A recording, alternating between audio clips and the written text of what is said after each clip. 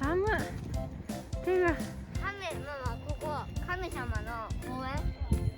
そうそう、なんか神様が住んだとこ全部木なんだって。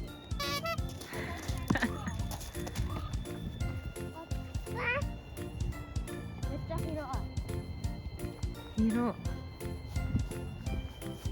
今日はすごいいい天気。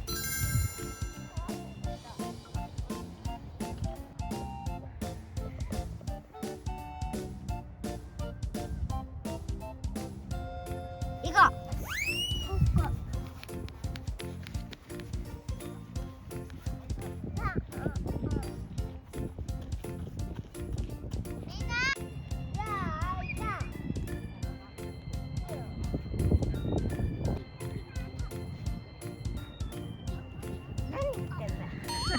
先に行こ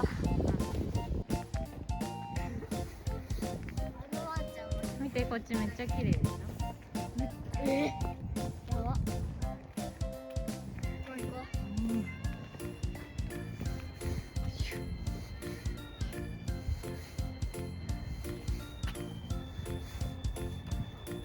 もう綺麗。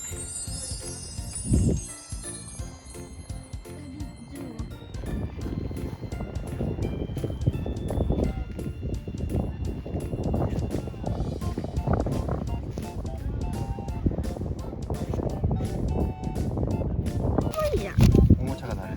今日は外でマック食べます。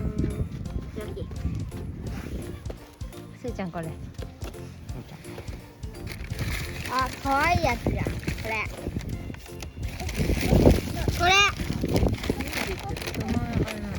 おもちゃ。食べます。寒い。あれだ。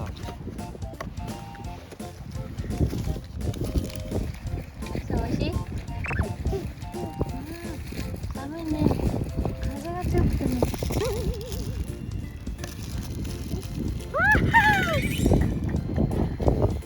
どうした？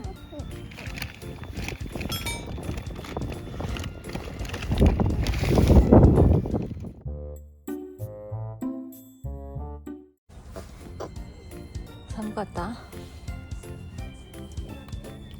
お水ならあるよ。